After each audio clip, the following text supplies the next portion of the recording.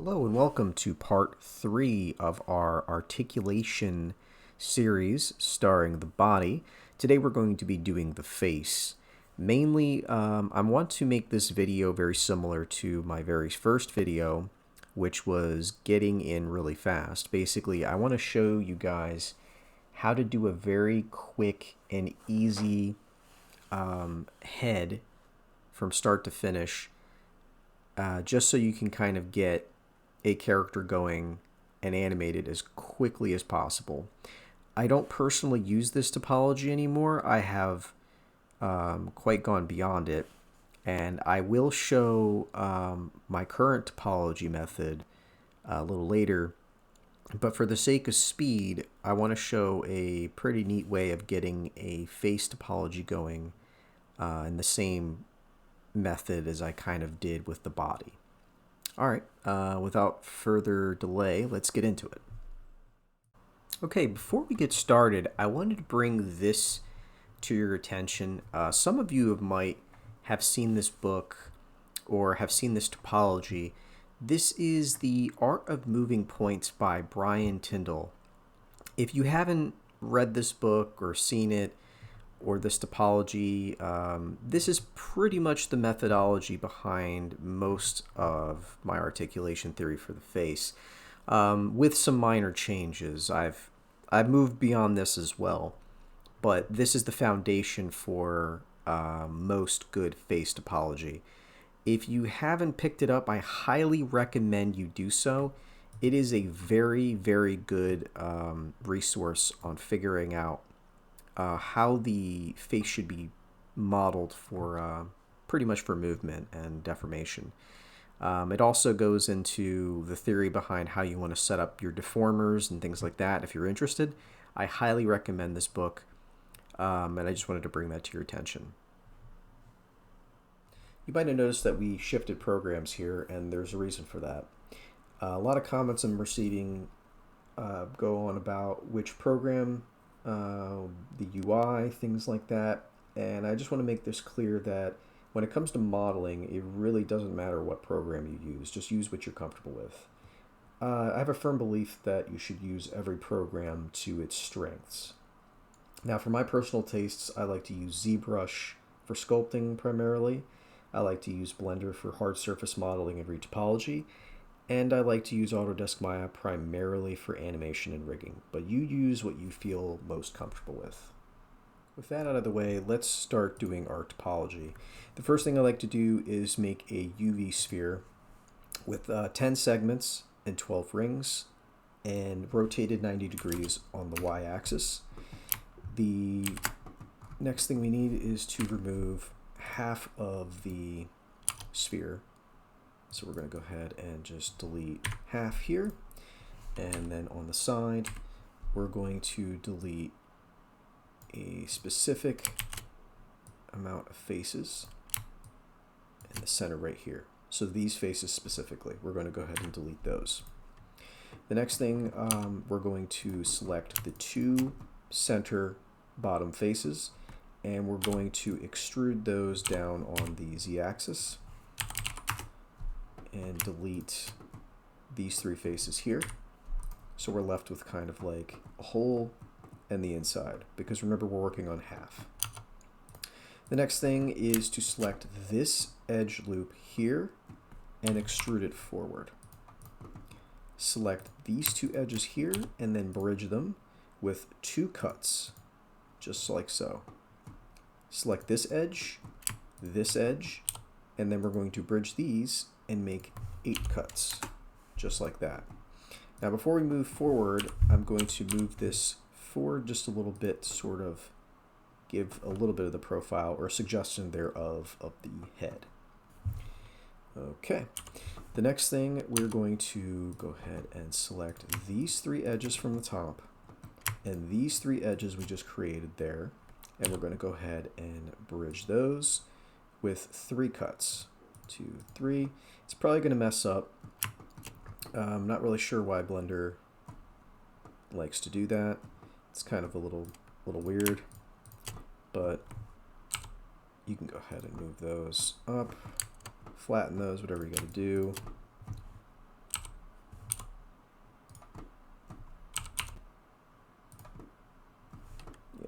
weird. There's probably a better way to do this.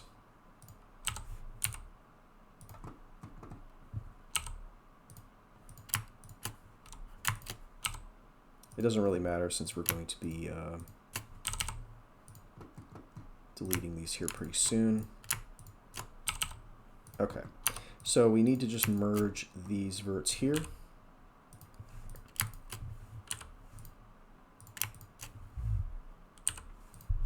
Okay, now we're going to select all of the faces that we just created, and we're going to extrude them and scale them in. I'm going to go ahead and delete those faces. Kind of leaves us with the eye socket. It's looking a little weird, but just bear with me. Go ahead and select this edge ring here and just fill it. Okay? That leaves us with this sort of like weird mask looking thing. Now the next thing we're going to do, we're going to select the edge. If we were starting from this bottom here, we're going to go up 1, 2, so 1, 2, and select this third edge here, and then move it in. Okay, go ahead and move this down. This is kind of going to be our mouth, chin kind of area. I'm going to move that in.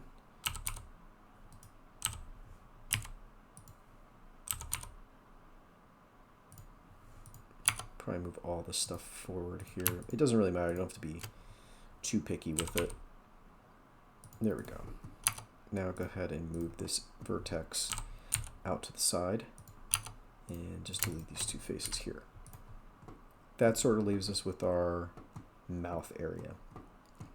Now we have this big empty space that we need to kind of take care of here. So the first thing we're going to do is start cutting into our faces here. This edge here, very top to here, is going to be our mouth corner, just like that. And for some reason, I don't know why Blender likes to do that, but make sure that is actually cut into there. Okay, the next thing we're going to do is feed these loops into the mouth, just like that. And now for these top ones, go ahead and tweak these down just a little bit. There we go. These are going to go to the top, just like that. Perfect. Now we have this one right here, and this one's going to connect down to here. Now Blender is a little bit finicky, so I'm going to try to make it work. Sometimes this likes to work. There we go. Just like that right there. Now for the last one is just going to, oops,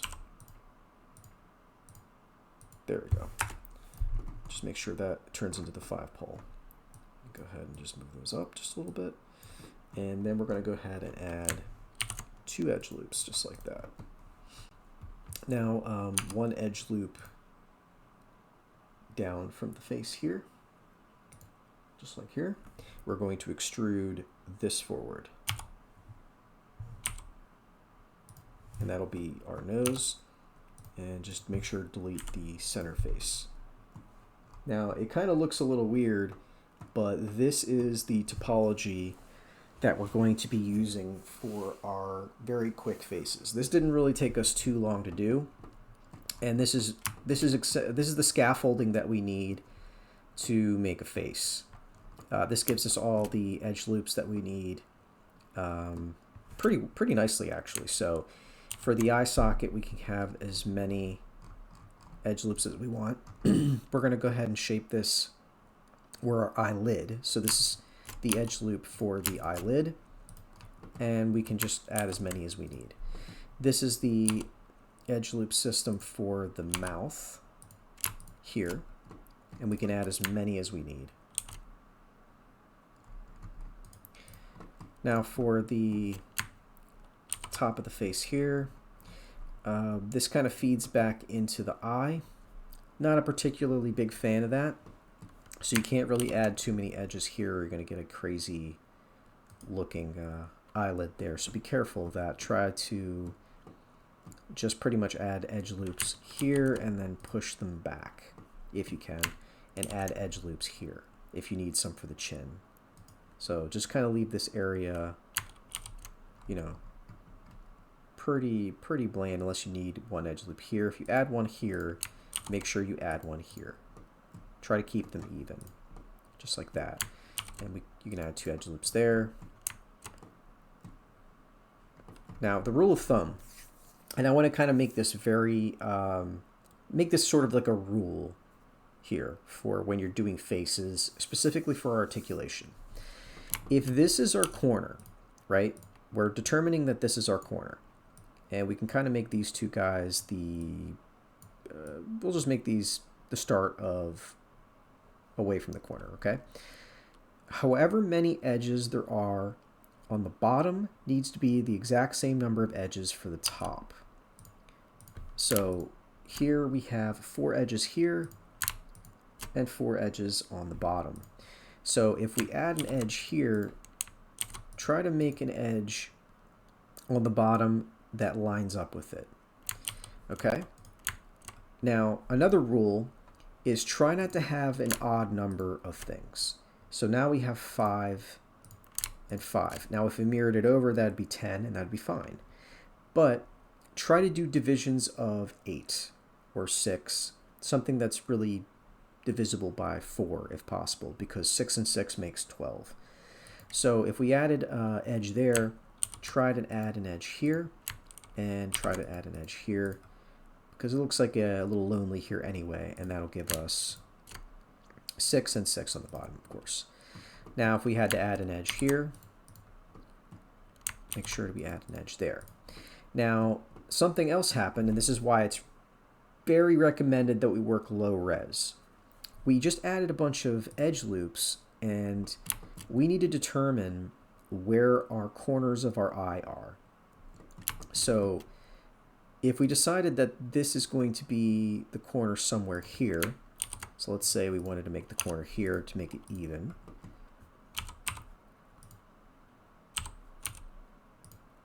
Okay. I'm just going to cut that in like that just so we can understand something here. So we have 1, 2, 3, 4, right? Now we have, and this lines up with this pole, and this lines up with that pole. See how that makes sense? So we have this pole here, and we have that pole here, okay? But now we have 3, so we need to add another edge loop here, and this is going to be our center. This is a really good way to make sure that everything is going to line up pretty well. So now if we count, if we count here, I think I'm doing that, there we go. This is going to be 12. Oops, sorry, this is going to be 11. So this is already not good here, and this is 10. Okay, so we probably need to add 1 up here.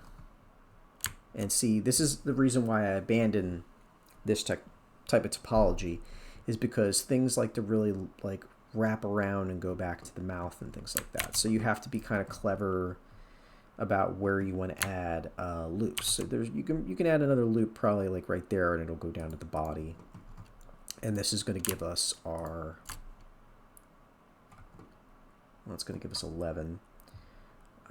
So you probably want to add maybe 1 across here, and that'll give us 12. Now you can take away some, make it 8, make it however, but the point is like if you add ones near the top, ones near, you have to add the same amount towards the bottom to make them even and to make them line up. So you can add as many loops as you need.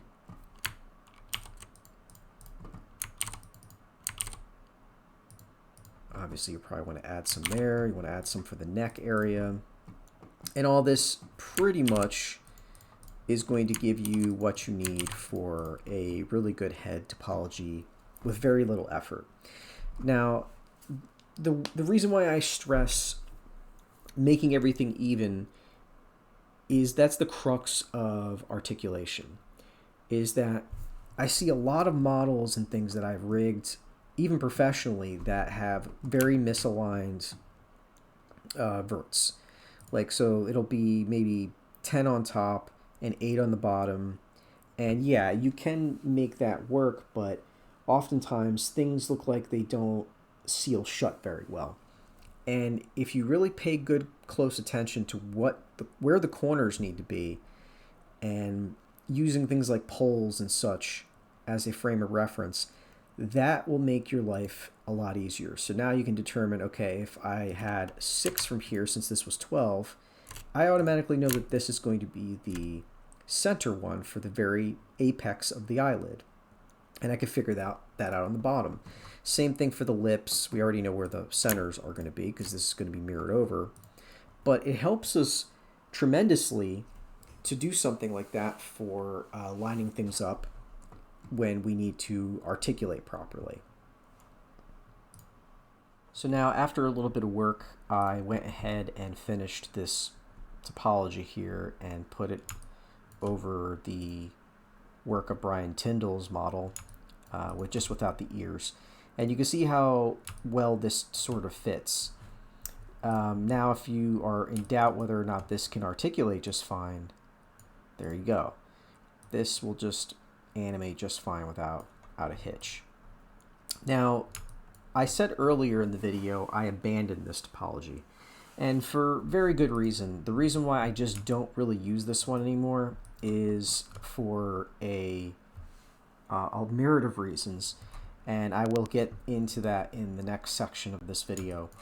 But as you can see here, the way that things are flowing, it really kind of wants to flow away from the face like that. Now, this topology will work, and the reason why it's useful to us is because it's very fast. You can see that it didn't take me any time to make that head, and if I was on a very extreme time crunch, I could whip out that topology within, I would say 10 minutes and just get it on an image plane of a head. If I wanted to just make a bunch of loops and project it onto a sculpt or something, I could easily do that. It doesn't take much effort. And you can get this whole thing done within maybe an hour at the most. That would make your client very happy, and it would articulate just fine, which will make your rigging artist pretty happy. But some of the things I talked about here, how the loops should line up very, very, very straight. You see how everything is lining up perfectly. And the reason is that you want to have that shuttering effect, like a door.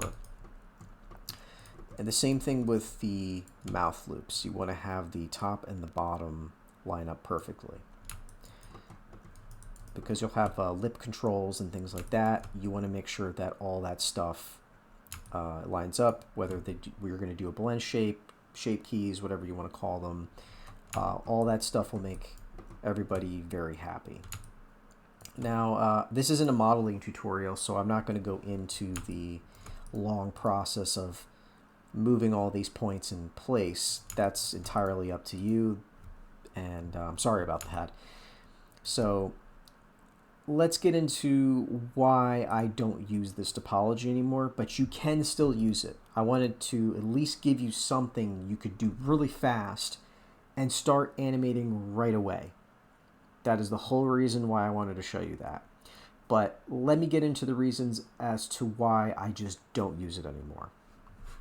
Okay, so real quick here, we can see a couple of issues like you probably saw at the earlier parts of the video. The way that some of the loops like to run are a bit strange, like how the eye wants to feed across the nose and such. Now you can easily try to run some of that across the head, but again, this was for the sake of brevity and speed. And if you're going to start changing a lot of the ways that the loops run anyway, you may as well just come up with a completely new and different topology, and that's not the point of this quick topology video. Let's go into a diagram here to discuss some of the shortcomings with this topology set. One of them being that there is a lack of an eye mask, and the eye mask should look something like this, which is kind of like a ballroom mask. Now, on this topology, it does not give you an eye mask. Now, you can figure out a way to make one yourself if that is your fancy. But the reason why an eye mask is good to have is that you can add loops for the brow region and the squint region, which will be able to collapse these two areas on themselves and give you a nice, what they call crunch. The other thing that it seems to be missing is this loop, which likes to come around the chin and go over on top of the nose, which gives you kind of like the laugh lines and things like that. It is really nice to have. Another particular thing I really like is to sort of contain the mouth in a very small amount of loops. And I'll get into that as to why I don't particularly like concentric circles for things like mouths. And I often prefer either one or the other for eyes. And of course, the eye loop itself should be contained within the ballroom mask and be separated by two edges here. They'll have 5 points here, no 5 point here, a 5 point probably there and there. So 4 in total, but not on the edge. And I'll explain how that differs from Brian Tyndall's model a little bit later. All right, so I want to wrap this video up because it's getting kind of long here, and I will go more into the actual Pixar style topology. Disney, Pixar, they all use this type of articulation based off of Brian Tyndall's book.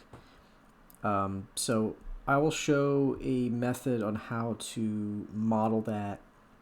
I would say fairly quickly. It's not going to be as fast or as straightforward as the first method I showed, but it will still be really quick. Now, I want to get a final point across here. This is going to transition into that idea. I'm going to show you two examples here of how topology could absolutely affect smoothing and the way the flow congregates. So I have two orifice ideas here. Let's just say one is concentric. All these loops are just concentric, and you'll see this in a lot of eyes, mouths, and things like that. And one is not concentric. There is a stopping point where it just grids out. And I want to show the reasons why you'd want to use one over the other. Okay, so let's go into Blender, and I have these exact same pieces of geometry here. So let's go ahead and select all the vertices here, and I'm just going to quickly select everything here, and I'll deselect here in the middle, and I'm going to go ahead and just smooth it like crazy, and you're going to see how it wants to bunch up really hard. Like, it really wants to go towards like a really small center point, and that may not be what you'd want. So I could even select this whole thing again. I think I ran out of undos because I selected that so much, but you'll see what I mean by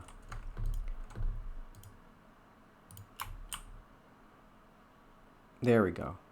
You see how concentric circles want to smooth until it reaches pretty much one singular point. Now, when you're doing something like that for, let's say, a mouth, it could be quite annoying. It could be quite annoying to weight paint. It could be quite annoying to model, just articulate in general, because the way that the concentric circles want to calculate is they always want to go towards the center, and The lips start to become very crowded. They seem to tend to pull from other areas and leave really wide gaps.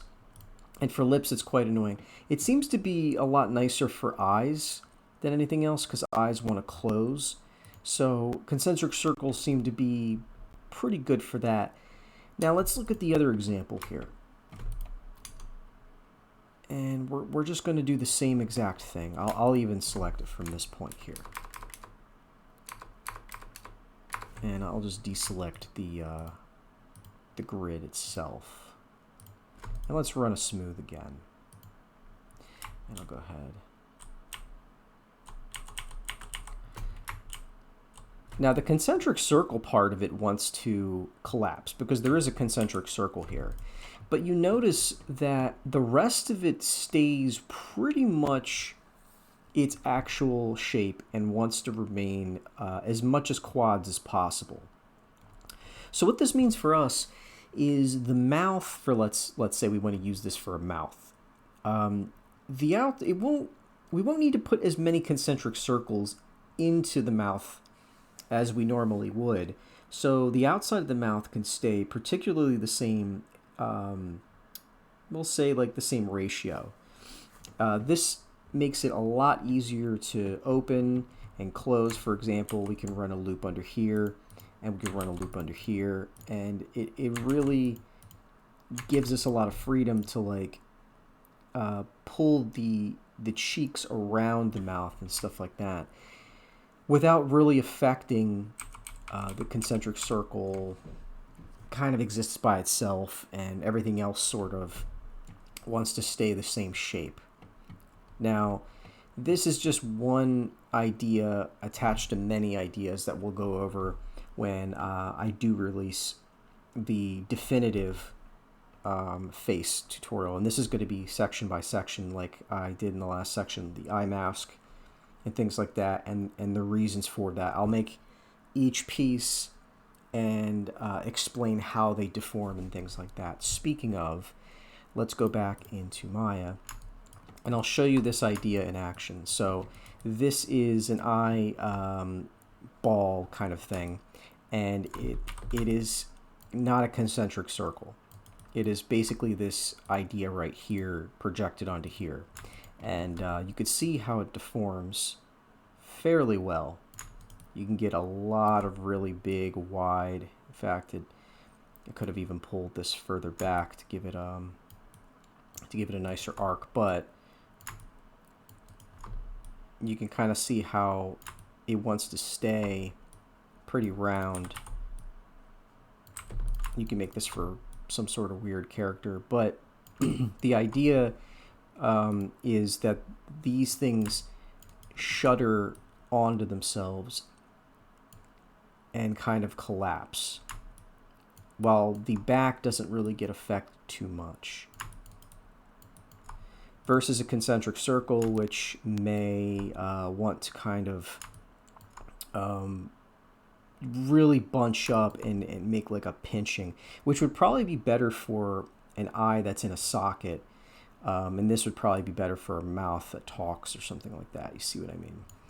So I'm going to wrap this up by saying in the next video, which I'm debating whether or not, since it will be very involved, whether or not I should probably put that behind a some sort of Gumroad or something. I won't make it very much money, but it will be a considerable amount of my time. So you guys can, put comments down below whether or not you'd be willing to want to do something like that. I have no idea. I'll make examples for every part of the face and explaining why in this type of scenario. And I'll give examples of different types of lips you could use, eyes you could use, ways that you could tackle, adding things to the head, like different types of ears. But all the topology remains pretty much the same. We're going to build off of Brian Tyndall's ideation, and I'll make it pretty straightforward. And that's it. I hope this helps some of you. This is just kind of like a appetizer And I didn't want to do this big long intro of video into the face because it's going to be pretty heavy without giving you something to mess around with. So feel free to take the topology I showed you and just mess around with it, throw it in a character, and see what you can come up with. If the topology is still pretty limited, I kind of want that. I want you to kind of experiment with it a little bit and see how far CG has come. It's a very old way of doing a roughen face. Like, I don't really do concentric mouths anymore, like I just showed you here. So just play around with it. Just make a comment down below and let me know how you feel. All right, and take care.